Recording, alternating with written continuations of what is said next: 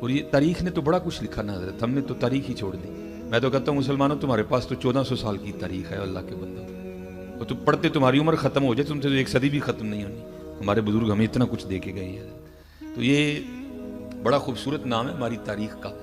تو حضرت سے مجھے بڑی عقیدت ہے, بہت بڑا بابا ہے حضرت سلطان ابراہیم بن ادم رحمۃ اللہ تعالی. تو یہ حضرت کو عام بابا نہیں, ہم تو حضرت آج 5 روپے نہیں نہ چھوڑتے. یہ وہ ہے جس نے اللہ اور اللہ کے رسول کی محبت میں بلخ کی بادشاہی کو ٹھوکر ماری تھی. ہم تو 5 روپے نہیں چھوڑتے, بلخ کی بادشاہی چھوڑی تھی. سوکھا کم نہیں حضرت جی, یہ لباس اتار کے گدڑی پہننا ہے, کوئی بچوں کا کھیل نہیں ہے, لیکن اس نے دے ماری ٹھوکر. حضرت لکھا ہے کہ یہ ایسا بادشاہ تھا کہ جب حضرت اپنے بستر پہ لیٹا کرتے تھے نا, تو لیٹنے سے پہلے آپ کے بستر پر 2.5 من 100 کلو گلاب کی پتیاں ڈالی جاتی تھی. تو پھر حضرت سلطان ابراہیم بن ادم رحمۃ اللہ تعالی اپنے بستر پہ لیٹا کرتے تھے. تو بزرگ کہتے ہیں کہ وہ خادمہ جو عرصہ دراز سے اس خدمت پہ مامور تھی, تو ظاہر روز جو ڈالتی تھی, تو ایک دن خیال آیا چل پلا جی میں بھی تو لیٹ کے دیکھا کیویں دا بستر ہے. تو ظاہر ہے تھکی تھی سارے دن کی, بس لیٹی تو آنکھ لگ گئی. بس آنکھ اس وقت کھلی جب وجود پہ کوڑا پڑا, اٹھ کھڑی ہوئی تو کیا دیکھا, جلاد بھی ہے, سلطان ابراہیم بن ادم بھی ہے. غصہ چڑھا ہوا, آپ نے فرمایا تیری اتنی جرت ہے کہ تو ایک لونڈی ہو کے میرے بستر پہ لیٹتی ہے. جلاد کو کہا مارو کوڑے اور اس کی کھال ادھیڑ کے رکھ دو. وہ کوڑے پڑے, ظاہر انسانی وجود تھا, درد ہوئی, رو پڑی, چیخو پکار کی. لیکن تھوڑی دیر بعد نا اس نے چیخنا بند کر دیا, رونا بند کر دیا اور مسکرانے لگ پڑی. حضرت بھی بڑی جہاں دیدہ شخصیت کے مالک تھے. آپ نے جلاد کو فرمایا چھوڑ دو, اس نے چھوڑ دیا. آپ نے اس خادمہ کو پوچھا پہلے تو رو رہی تھی اب ہنس رہی ہے, یہ کیا ہے؟ عرض کرتی حضور وجود ہے, کوڑے پڑے, درد ہوئی, رونا ہی تھا. آپ نے فرمایا اصل سوال یہ ہے کہ ہسن کیوں نہیں؟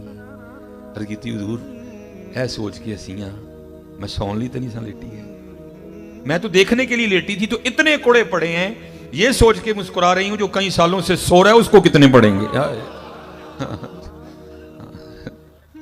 جڑا کئی سالوں تو سو رہے انہوں کتنے پینے نے. ہاں سر, اسی لیے تو کسی نے کہا تھا نا, جاگ مسافر جاگ, نہ کر نیند پیاری, ایس مسافر خانے اندر لٹے کہیں بے اوپاری. سسی ستی یار گوایا کتے تم ہی نہ سو جائیں. جاگو بھائی جی جاگو, جاگو, وقت بڑی تیزی سے. ہاں ویسے بزرگوں کو بڑے ماننے والے ہیں, بات ہم نے ان کی کوئی بھی نہیں ماننی ہے. حضور بولے شاہ علیہ الرحمہ نے کمال کر دیا, بات ہی ختم کر دی. آپ نے فرمایا پائی ایویں نہ تو کسی پلیکے چ پیا پھری, ہاں اوتھے عملاں دے ہونے نہیں نبیڑے, کسے نہیں تیری ذات پوچھنی. اس لیے محنت کرو حضرت جی, محنت. اور حضرت جی حقیقت بات ہے, ہم چھوڑنے, یہ آزمائش ہے نا بھائی, یہی تو امتحان ہے. وہ لکھا ہے نا, مولانا روم نے لکھا, ہارون الرشید کا دربار تھا, محمود غزنوی کا دربار تھا, بادشاہ وقت تھا نا موجائی. وزیر خزانہ کو کہا جتنے ہیرے جواہرات ہیں نا سارے لا کے رکھ سامنے, رکھ دیے. فرمایا دربار کا دروازہ بند کر, جو اندر ہے باہر نہ جائے, جو باہر ہے اندر نہ آئے. سارے رکھ کے نا اعلان فرمایا جو جس پہ ہاتھ رکھے وہ اس کا, جو جس پہ ہاتھ رکھے وہ اس کا. وہ مولانا روم فرماتے ہیں مثنوی شریف میں, ایک خادمہ کھڑی ہے کہ حضور اپنے فکرے پہ غور فرما لیں. آپ نے فرمایا جو جس پہ ہاتھ رکھے وہ اس کا. محمود غزنوی نے کہا مجھے اپنا فکرہ یاد ہے, میں اب بھی کہتا ہوں جو جس پہ ہاتھ رکھے وہ اس کا. وہ ساری کابینہ اٹھ کے بھاگ گئی, کسی نے کسی ہیرے پہ رکھا, کسی نے کسی ہیرے پہ رکھا, کسی نے کسی ہیرے پہ رکھا. اس خادمہ نے آ کے محمود غزنوی پہ ہاتھ رکھ دیا, اس نے آ کے محمود غزنوی پہ ہاتھ رکھ دیا. محمود غزنوی نے کہا چلیے کی کیتے, وہ اتنا سنہری موقع تھا, دیکھ تو سے کتنے کتنے قیمتی ہیرے پڑے تھے.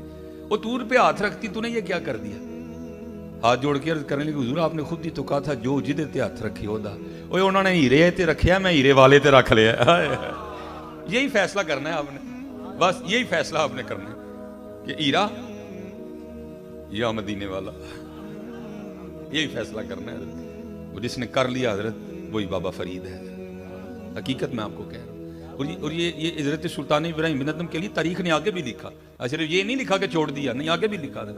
پھر میں نے کہا نا اس بادشاہ وقت نے محبت الہی میں اتارا شاہی لباس اور گدڑی پہنی حضرت, جو صوفیاء کا لباس ہے. تو ایک دن حضرت خواجہ فرید الدین عطار علیہ الرحمہ نے لکھا کہ آپ اپنی گدڑی کو نا دریا دجلہ کے کنارے بیٹھے سی رہے تھے. تو آپ کے بعد آپ کے ماموں حاکم ہوئے. تو جب وہ ماموں گزرے نا تو اپنے بھانجے کو دیکھا تو دل میں ایک درد اٹھا. ابراہیم بادشاہ ابن بادشاہ ایک ہی کیتے ہیں. وہ بادشاہ چھوڑ کے کیا تو نے کیا؟ آج تیرا حال یہ کہ اپنے پھٹے کپڑے خود سی رہے. وہ ماموں نے گھوڑا کھڑا کیا تو حضرت کے پاس آیا اور آ کے کہتا ہے ابراہیم چل اب بھی واپس آ جا, اب بھی تخت تیرا ہی ہے, چل آ واپس. کیا ملا تجھے بادشاہی چھوڑ کے؟ حضرت سلطان ابراہیم بن ادم نے کہا ماموں تجھے بتاؤں کیا ملا؟ بتا. تو حضرت کے ہاتھ میں جو سوئی تھی نا, لکھا کہ حضرت نے دریا دجلہ میں پھینک دی. اب حضرت جی دریا کی موجوں کے سامنے سوئی کی کیا حیثیت ہے؟ چند لمحوں میں وہ موجیں اس سوئی کو اٹھا کے پتہ نہیں کہاں سے کہاں لے گئی ہوگی. پھینک کے تو حضرت نے دریا کی مچھلیوں کو مخاطب کر کے فرمایا کہ ابراہیم بن ادہم کی سوئی لے کے آؤ. تو لکھا ہے کہ ہزاروں مچھلیاں اپنے منہ میں سونے کی سوئیاں لیے نا, انہوں نے منہ پانی سے باہر نکال دیا. آپ نے مچھلیوں کو مخاطب کر کے فرمایا میں تو اگے چھڑے بیٹھا ہوں پھر ہی لے آئی ہوں, یہ نہیں چاہیے, میری سوئی لے کے آؤ. تو لکھا ہے کہ ایک چھوٹی سی مچھلی نا اپنے منہ میں حضرت کی سوئی لے کے اس نے پانی سے منہ باہر نکالا. آپ نے وہ سوئی پکڑ کے اپنے ماموں کو مخاطب کیا اور فرمایا ماموں وہ بادشاہی اچھی تھی کہ یہ اچھی ہے؟ وہ بادشاہی اچھی تھی کہ یہ اچھی ہے؟ کر کے تو دیکھو یار, خودی کو کر بلند اتنا کہ ہر تقدیر سے پہلے خدا بندے سے خود پوچھے بتا تیری رضا کیا ہے. تو صحیح یار, تو کھڑا ہی نہیں ہوتا.